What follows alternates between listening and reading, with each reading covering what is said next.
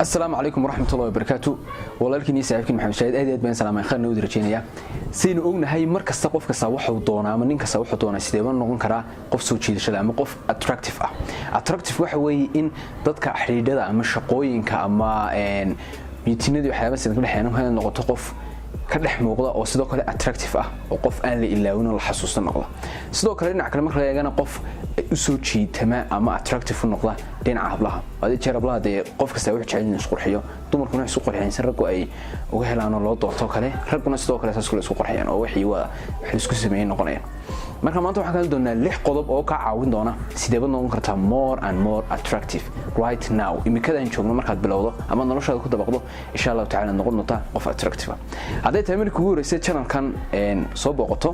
hello soo dhawow magacaygu Maxamed Shaahid channel waxaan ka hadlaa waxyaabo fara badan maanis lifestyle ka hadlaa sidoo kale self improvement ama horumarinta nafta in ka hadlaa waxyaabo fara badan horumarinta nafta barashada Soomaaliga waxaan ka hadlaa waxyaabo fara badan oo naftaada horumarnaya marka marnaba ka qoomimaysiina subscribe to taabato kuna soo biir family-ga marka doonayay naftooda horumariyaan inoo bilaabo haddaba qodobka koowaad ugu horeeya waxa weeye wad garanaysan qodobkan soo wato dress well ama si fiican u labiso labiskaaga haday noqoto kabahaaga haday noqoto dharkaad xirantahay haday noqoto gibi waxyaabahaas oo dhani waa in sax ku ahaadaan oo si fiican u labistaa dharkaagu si fiican ku leekaadan dharkaagu wadaysan noqdaan dhar nadiif ay noqdaan kabaagu noqdaan kaba haddii madow yihiin kaba baalashay haddii sportsiina kaba maydhan oo nadiif noqdo sababtoo marka ugu horeysan saa ku arkaba ama qofka saa ku arkaba dharkaaga oo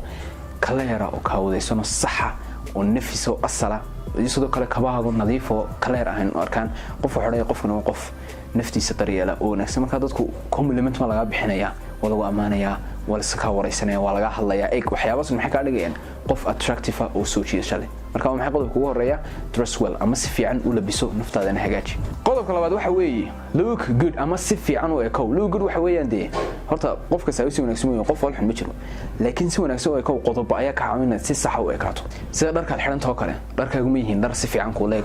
dharku soo baxay ma yihiin dhar ميهين ماشى جوكتو كيشن كوسو بحي ميهين سو كله تماغو si fiican kugu xireeyeen timas fiican kugu xireeyeen oo si sax ma xirantood masarra ama leedo bariyaas ma xiran soo kale grooming-kaaga wajiga muujuda finana afka ma afqalsan oo qarqarxsan ba miyad caawilan tahay oo ma soo dhaashan bila dhaasho tahay timaha miyad feeran waxyaabahaas ta kale ku sii waxa weeye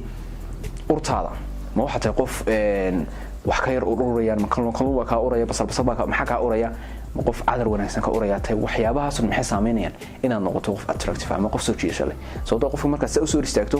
qodobka koowaad ka soo baxdo dharkaaga si fiican u bisidee qodobka labaad adoo si fiican u xiran urtayd wanaagsan tahay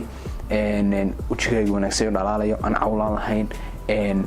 sidoo kale si dhar wanaagsan ku soo baxay xiran waxyaabahaas oo dhan qofku wax noqonaysa qof aan la ilaawi karin qofka si fiican u labista leeyahay qof soo jiidasho leh oo handsome qurux badan oo asal lagu oranay marka qodobka labaad waa maxay inaad si fiican u ekaato qodobka labaad waxyaabaha si raacama prototype hadii shay rag fara badan ka tagaa waxa weeye yorneeliskaaga adiyaagu waxa weeyaan qaar dhaadheer oo uskaga iyo wax ku jiraan moodo inaad ciid ku xirxaadhay masoo qaar si fiican u jartay oo nadiif oo kaleera talaftarkeedu waa qodob muhiim iska ilaali qodobka saddexaad wuxuu noqonayaa nice smile ama dhool cadeyntaada haja dhool cadeynta ka shaqeysa qurux badan ilkaana si fiican u cadeeda waa inaad hadii wax ku jiraan oo kala hilib iyo xaas cunto kale iska fiicnaansha flossing wax la yiraahdo sameeysan ilkaaga si fiican u hagaajisa hadii ilkaaga kala dee oo dhalasho wax dhay kareen ilkaaga ama yara kala sareeyaan ka ama raana so many things waxyaabaha dhay karaan kale in hadii awoodda tahay inaad dhakhtar kale tagto hagaajiso kale qurux badan soo smiling wax weeyaan quruxda wajiga yeelko soo kale waxyaabaha iska ilaalinta wax kamid ah balwadaha kale qaadka tahay iskaar kale tahay soo wax sameyn kareen ilkaaga casuus ama casaan ku sameeyaan sidoo kale kufayga fara badan waynaad ka cadeeytaa kufayga jeceshay soo kale shaaxa waxyaabahaas oo ilkaaga casuuskeena iska ilaalisan horta muhiimadu waxa weeye in smiling-kaaga iyo dhowl cadeynta noqoto mid qurux badan noqoto marka dadka la kulanto aan noqon mid aan la ilaawin oo la dhaado hebel dhowl cadeyntiisu top weeyaan mar qoslo dhac qodobka afraad waxa weeye waa inaad u socotaa ama u hadashaa si kalsooni leh socodku waa maxay si kalsooni marka socotay meel soo gasho roomka ama meesha la soo galay marka soo gasho waa si fiican u talaabsanaysaa waa in posture-kaaga ama dhabarkaagu si fiican u sameeyay waa inaad tuursa u sameeyeen waa in laabtaadu soo taagantaa waa si fiican u socotaa waa in ay contact sameynaysaa waa in hadalkaaga marka hadlayso si kalsooni leh oo degan oo nafsi oo hadlayso saa sameynayna neeftuurayno gargariirayno waxyaabahaas maxay keeni karaan in lagu waraano qofka maxaa ka seenayo waxa talo muxuu ogi maxaa ka seenayo laakiin waxyaabahaas maxay qof attractive wow qofka wallahi kalsoonidiisa toba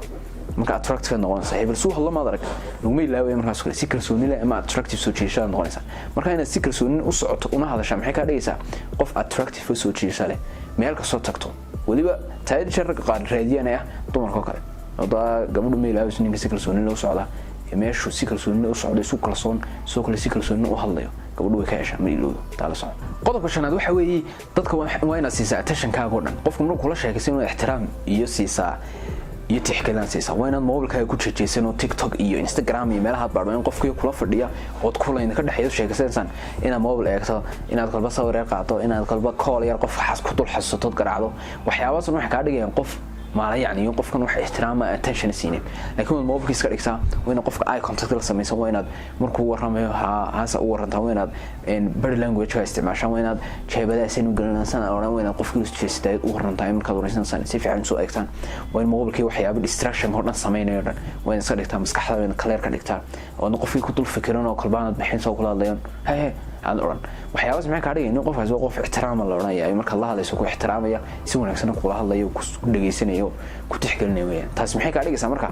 qof soo jiidasho leh taan la socon qodobka lixaad ugu dambeeya waxa weeye be positive qodobkan aad man jecel waxa inay positive inaad noqoto waa inaad dadka hadii jeer negative ku noqon sababtoo ah hadii kale vampire baan noqonaysaa wax kasta wanaagsan dhiiga ka shaqeysa hadii kale negative people dad noqoto waxa negative people ku solution kasta dhibaato ku leeyihiin ama solution kasta soo jeedaan marka ay noqoto qof positive qof markuu dhibaato u sheegto in tiraada niyow waxyaabahaas kale way dhacaan wax dhibaato ma jiraan samayn iska yiri doona oo didaal doona insha Allah hawsha ka bixi doona waxyaabahaas oo dhan laakiin hadda noqoto qof negative mar kasta dadkii dhibaato way ku nacayaan dadkii sababtoo qof kasta oo wanaagsan oo wax yar baad qabatay isla dhulku ma dagaraysan ma inta masleedo baad qabatay madaxa meesha ku hayaba orodnay wax meesha ku meeside qodobku ku nacay way ka fogaanaysaa sababtoo qof kasta hoos baad dhigaysaa dhulka gelinaysa marka inaad mar kasta noqoto qof positive aad iyo aad muhiim u tahay guys video intaas inuu joogi doona wax rajaynayaa ka faa'iideen soo kale waxa wanaagsan mar kasta inaad naftaada ka dhigto top oo mar kasta maalin kasta meesha wii ka damay bilbilka meesha noqoto qofkii shaqalaha ka wanaagsan oo isku day inuu maskaxdiisa koriyo inuu barnaamij barato uu noqdo mid fara badan oo naftiisana u taraya